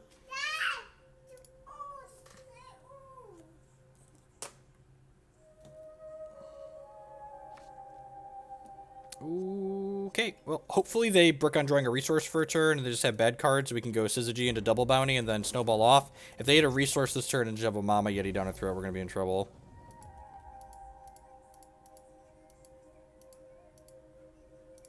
Oh no! Oh no, they have Swamp Gas as their redraws. Punished for having used my thing already. They could have fireballs and stuff, so we need them to brick on the Mama Yeti one more turn, probably. Alright, I'm going to do this. The one Starcaller Ancient spitting in our face. I think I'm supposed to Heart's Whisper here in case so we can hit Transmog or Runebind. I guess I could just loot this bitch away.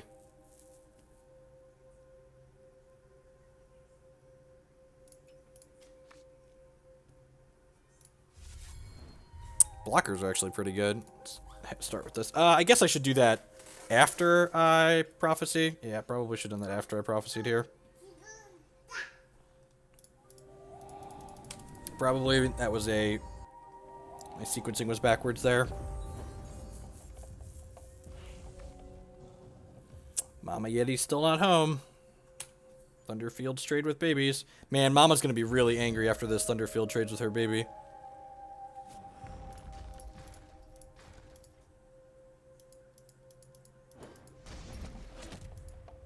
We could potentially combo next turn, but there are only 2. Another Runebind is a fantastic draw. So this draws 1 for 3 resources. This draws 2 for 2 resources. The next one's going to draw 3 for 1 resource. Oh, change course. Get out of here. Another Runebind sounds great, especially since this one's free. The second one's going to be free. The old buy one, get one free Runebinds. Now we want them to draw resources.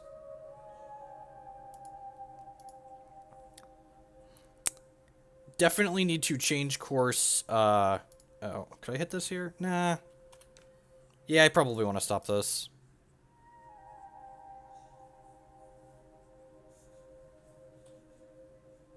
They could have another fireball here.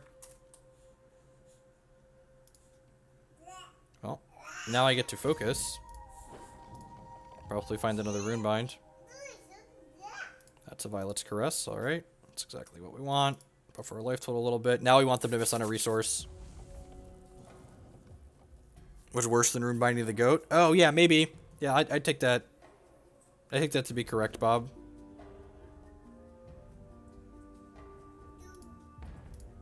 So should I Runebind the Goat? No, I have the Caress now for the Goat, so I think that's fine.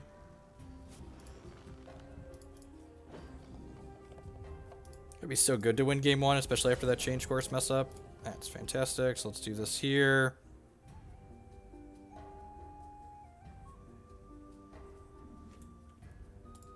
Let's take this and point it upstairs. Let's play this Lanupaw site. We'll play this Bounty of the Magus. Draws 3 cards, hopefully all of which are prophesized.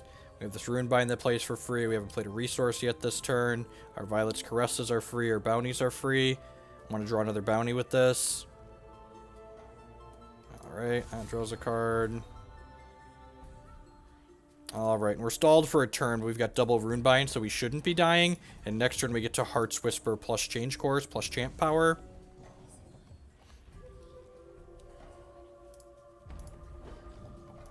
So, other than the fact that we've been to Violet's Caresses, I'm feeling pretty good about this game. Put some non-resources on top of my deck here. No Change Course, don't do it! Have a heart, don't do it! Well, I can change course now, right? Because I have this Violet's Caress in my hand. Theorize seems like the best option here.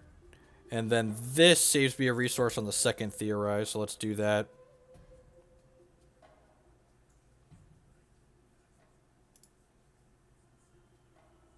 Looking for Bounty of the Magus at this point. Neither of those are Bounty of the Magus. I haven't played a resource yet, right? So let's put a Bounty of the Magus on top of my deck, hopefully, here. And then loot. It's a Transmogrifade. Alright, I guess we'll pass the turn here. We're actually out of card draws, right? It's kind of gross. So we have 4 bounties in 17 cards here. They're still not drawing resources. We have a gain. This is gaining 4, so that's decent. It's not quite enough to kill a Mama Yeti.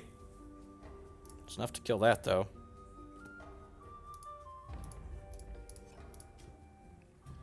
Yeah, we do have a lot of life, so we've definitely stabilized in terms of life, so we're not in a bad spot by any means, and we're through a lot of the resources in our deck at this point. Ding. No, neither of the Rubin's draw cards. That was a different one.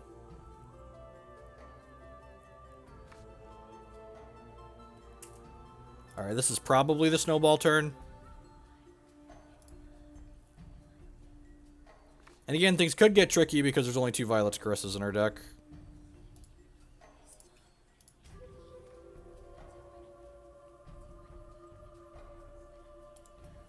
This draws 6 cards, so let's go ahead and play that.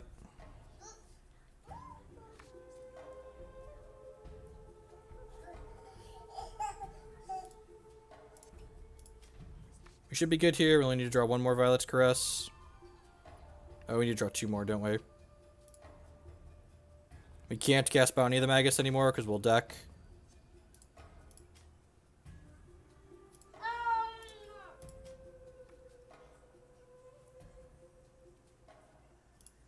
There should be 2 Violet's Caresses in here.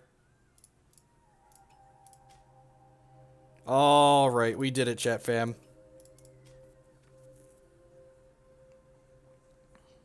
I don't know what the storm count there was, but it was high enough. Change course, get out of my deck. A couple of Lanupaw. I guess Lanupaw like it's a little bit better when we're bringing in all these creatures, right? Did I want the last Transmogrifade in my main deck? It's possible.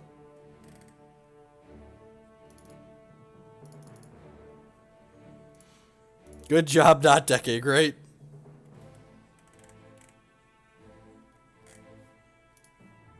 Well, I'll tilt so hard. I'll slide right out of my chair.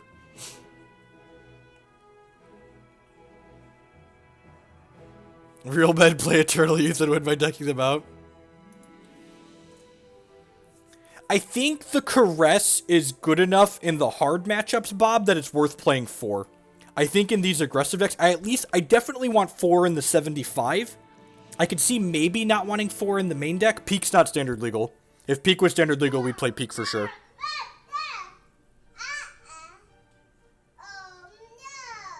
Yeah, Caress getting countered does also suck.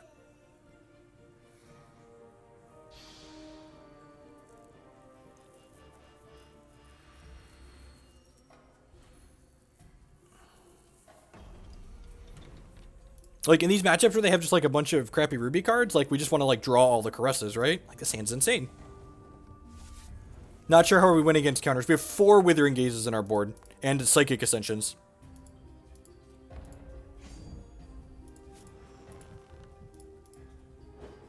So I think we have plenty of answers to counters.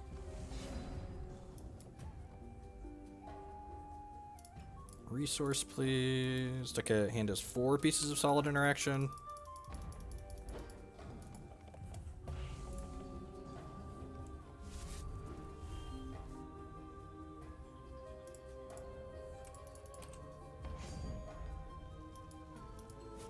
I think we're supposed to just kill the outlaw on our turn here.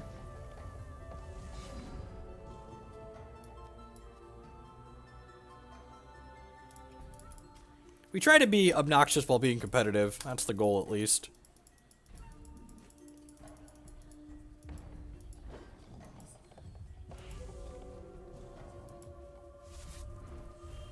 Into the Unknown does not take cards off the chain, so no. Would love to draw a non-slow resource here. I guess we can just do these 2 next turn.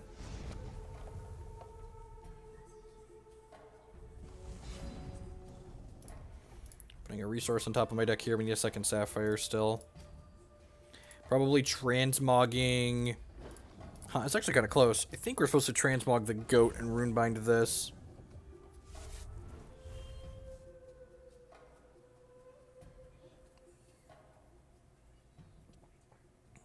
Huh.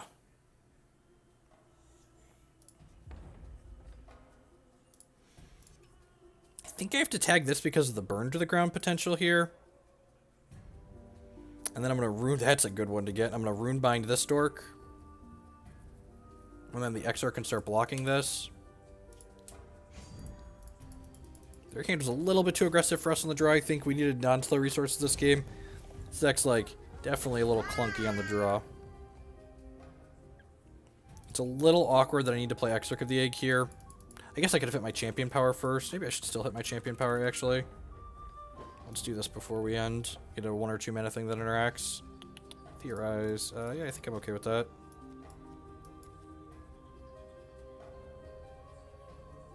Hey, Peter. Yeah, when the aggro deck goes 1, 2, 3, 4 and you're on the draw, like, it's pretty tough. If they brick on a resource here, we could have a chance. That's going to be the end of the game. Let's take this next game on the plate.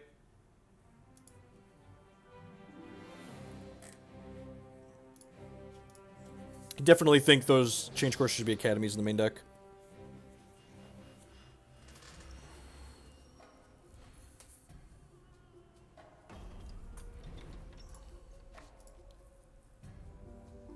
Scene seems great. It's got Syzygy on 1. Put a resource on top of my deck. Go Syzygy into Thunderfield Seer, I think, here. It depends on what they do. Nah, it's probably always right to play this on 1. Or play this on 2 if we can. That way, yeah, because I have a scapegoat, so. You thought I wasn't a big fan of... When did I say I wasn't a big fan of Escalate? I love Ragefire style decks. Like, the old Ragefire deck last time that card was legal was like... That was like my baby. I love playing that deck. You draw all of the cards.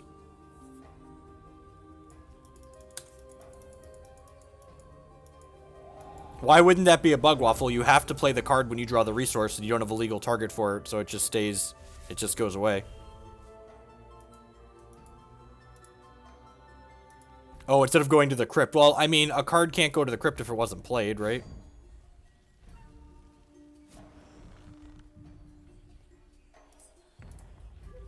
I don't think we want main deck Verdict. I think decks that you want counterspells against, a deck like this should be strongly favored against to begin with.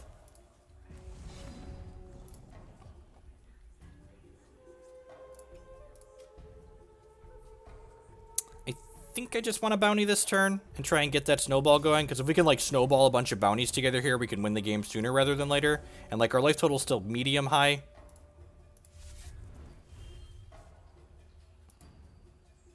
Sure. Get a pretty big hit here.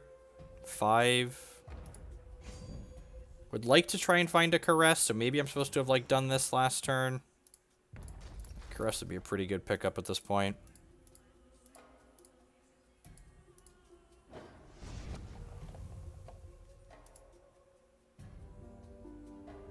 I mean, no other deck really draws more cards than this one, so... I'm not quite sure I understand your question. And that's a bounty with a prophecy on it. That's exactly what we're looking for at this point. Draw 3 cards. Into a Transmogrifade. Sign me up. Hit this, see what we get. think I want to ice at this point. I'm gonna go ahead and focus. We can find another Transmogrifade. Exarch's okay. It's not terribly exciting. We might die here. They have Lasgars who are dead. Every time ever. Alright, dead to Lasgars. Alright, dead to Lasgars. Probably double Lasgars because I've read this book before.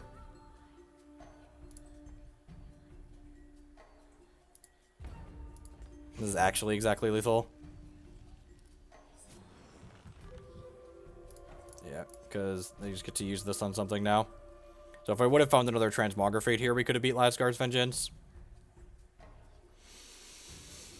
I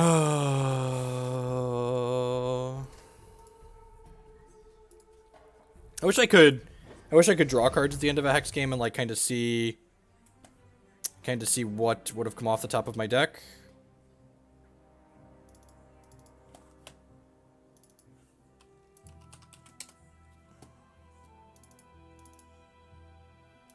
Seems like fine filler.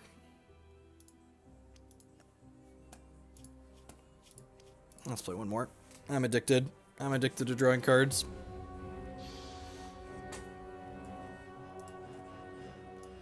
I'd like to combo someone before we call it a day.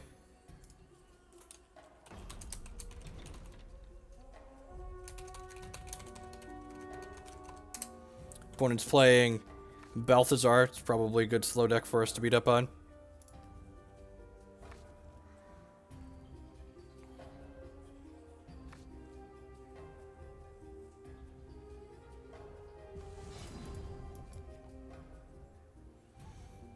We don't have blood yet, but that's fine.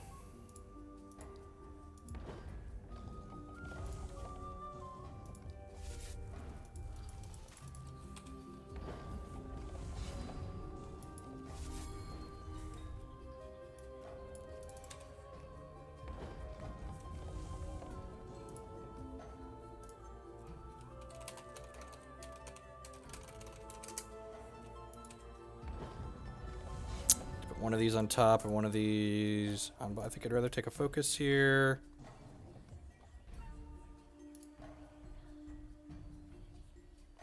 Yeah, Academy's kind of a non-boa site. I think it's going to smooth things out enough to be worthwhile.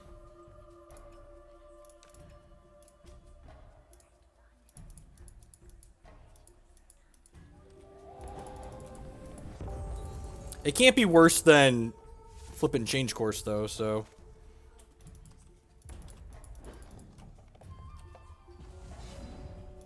I would love to put a Lanupaw site on top of my deck.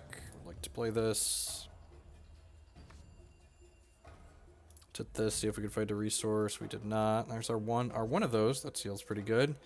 I think I'm just bidding the focus at this point. The rest of these cards seem pretty decent.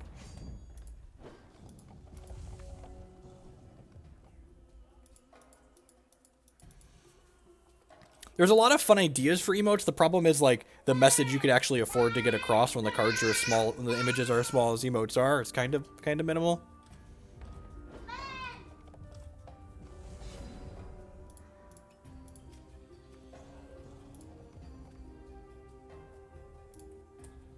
We've drawn all of our prophesied cards, unfortunately. It's a Syzygy. Alright. Let's go ahead and play that out, I guess. I wonder if they're playing the Eternal Sage, or the Eternal Seeker deck. They hit a thing here with that, they could potentially hit that, but I can Runebind it, so that's fine. Yeah, that deck had like cage bombs and stuff in it. Academy providing constant selection is kind of insane.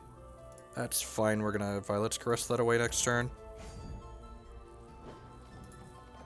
Most likely, I suppose. Looking for a resource at this point.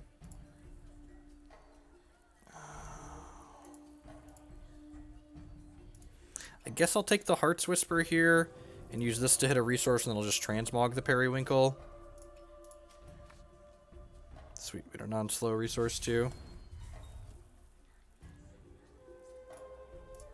So this card, whenever they play a card that costs 5 or more, they get to double it.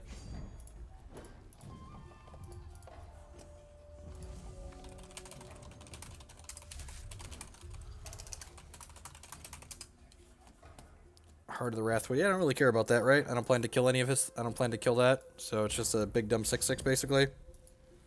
It'll give a fair deck fits, but we don't really give a crap.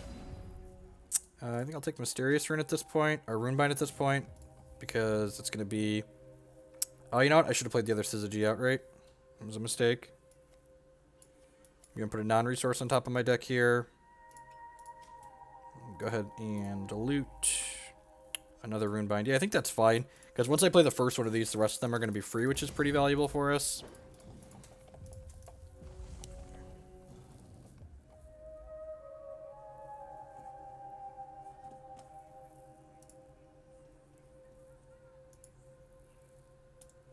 Runic Growth, sure. I mean, I've got all of these Runebinds, so, like, I don't really think we care about a Seeker.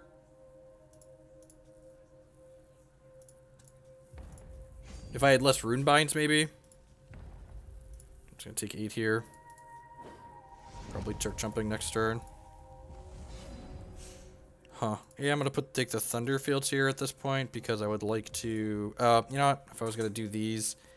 Am I doing these? Nah, I'm just gonna wait. So we get 2 shots at finding the Prophesized Action next turn. Because of the Academy of Cerulea. And the Academy of Cerulea puts it on top of our deck, so we actually get to draw it. So Academy of Cerulea does work well with our Starcaller Ancient, which is nice. Till the Soil, sure. Ramp it up. That's not good for us. We are not each going to draw a bunch of cards here. Alright, hopefully we can find our Prophesied card, split it, and then combo kill them. Yep, put that one on top. So we'll get double focus here, the second one of which is free. And these focus draw cards.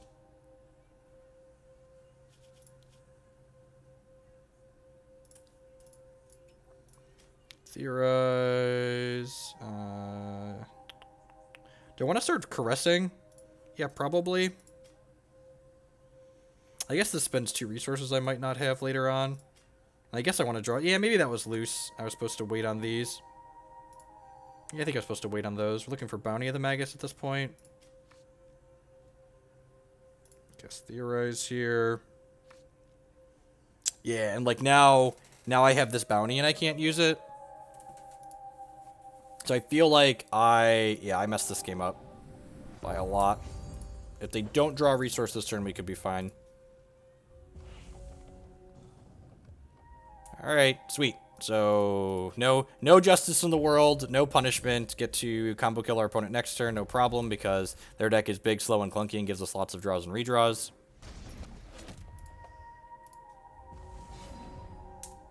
I will take a free Theorize, and that's going to split up. So, Bounty. Alright, this game should be over here. If we run statistically average, this game is over.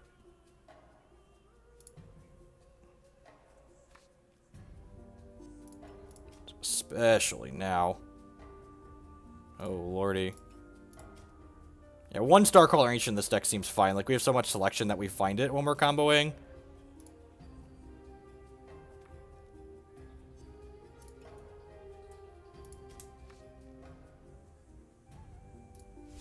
Alright, and then we Heart's Whisper. God, could you imagine if this card was that poopy other card we were playing before? I don't even remember what we were playing before, but this Heart's Whisper is way better than whatever we were playing in this slot before. Holy God. Yeah, look at that. Just combo on through here. Don't mind me, just comboing on through.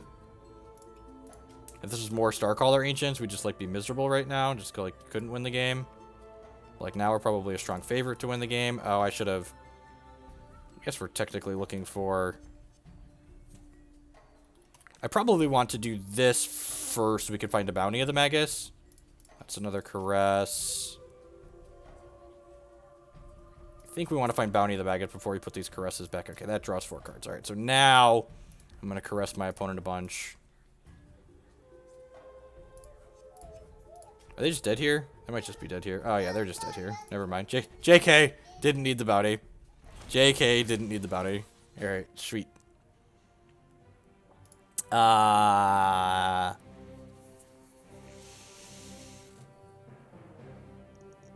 I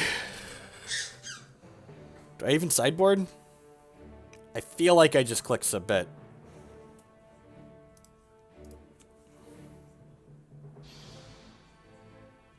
Touch the opponent in all the naughty places. Can't touch you in your naughty spot, opponent.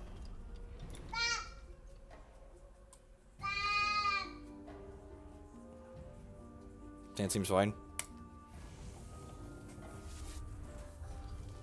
Now I'm going to caress the opponent. Show me on the doll where he touched you. Oh look, turn one Syzygy if we wanted it.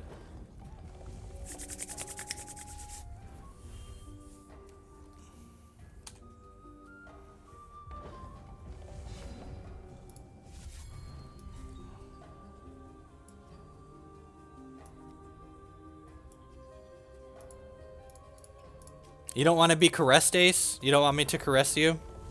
Come on now, Ace. Ace, come back. I'm here to caress you. Opponent's ramping hard. They can't Seeker us next turn. I think I'm supposed to do this into Theorize here. Yeah, this is a 10 out of 10. That was another improvement by, what's his name? Bobby suggested that we should just play 4 Syzygies, and he was 100% totally correct. 4 Syzygies is just what we want to be doing.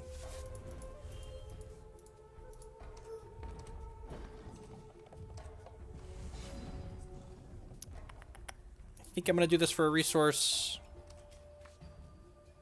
We had a slow shard. That sucks. Alright.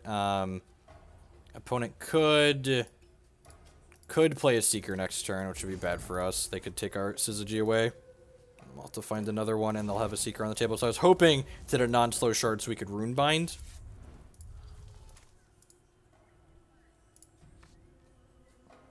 See what kind of big scary they got. Just a Wellspring, sure. Sweet. Means we get another turn to Runebind. We get another turn with our other things. Sign me up. That's a Violet's Caress. I don't think we're ready to snowball into that at this point. I'm going to go ahead and play this and put a resource on top of my deck. And then I'm going to go ahead and play this Lanupaw site out. And then I'm going to go ahead and pass the turn.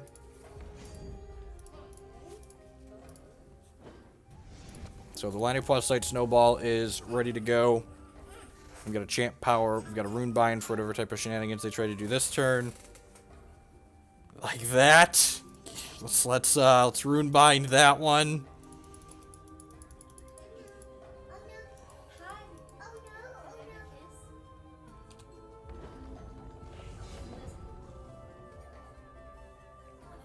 I'm gonna start on Theorize here, see what we get. This is prophesized. I think I want to get rid of that at this point. Put a non-resource on top of my deck. Heart's Whisper. Put 2 non-resource on top of my deck. Lanupaw site. We got some free. Maybe I should have champ powered there because we have 2 champ powers in the bank. Let's just get our free Runebind on here.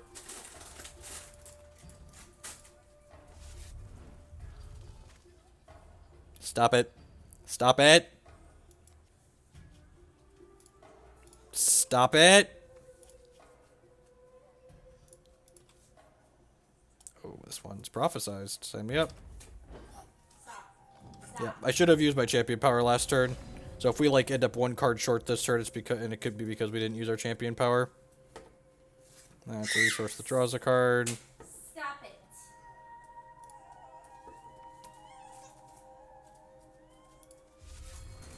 Let's do this. Transmogrifade.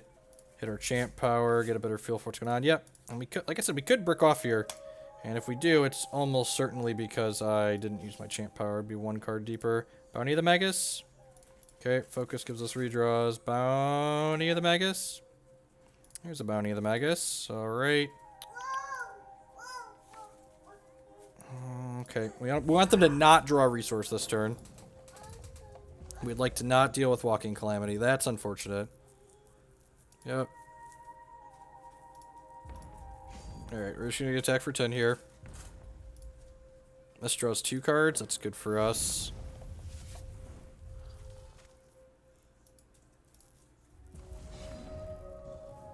Thunderfield Seer, draw 2. That's decent. Thunderfield Seer, Starcaller Ancient, Champ Power, hopefully draw an action that's... Oh, jeez. Yeah, the one Starcaller Ancient is, like, worth its weight in gold, it feels like. So let's draw 5 here. Alright, at this point, let's start comboing. So Violet's Caress you. Violet's Caress you. Violet's Caress you. Bounty the Magus for free. Yep, and these Violet's Caresses are lethal. Over lethal, because we have a third one. Alright, we're gonna end this stream here. That hideout here, so... It feels like there's really something here. I feel like we're kind of beating this into a playable shell. This is, like I said, this is not the deck I'm planning to play in the CCS tomorrow. If it was, we would have tuned it more than this, but it feels like the Heart's Whispers are good additions. I like cutting some of the dead weight, like Starcaller Ancients, the cards that don't do anything. Like, it's really getting into something that feels powerful. It feels like we're competitive against the really fast, aggressive Ruby decks. But, I don't know. I'll definitely have to wait and see. At any rate, thank you everyone for watching. Remember, if you didn't catch all of today's Escalate action, I'm going to get it uploading to my YouTube channel. I streamed about an hour and a half with this, so catch y'all around, and good luck to everyone playing in the CCS tomorrow. Unless you're playing against me, then, you know, feel free to mulligan a bunch. See if there's anyone else streaming Hex that I can give a host to.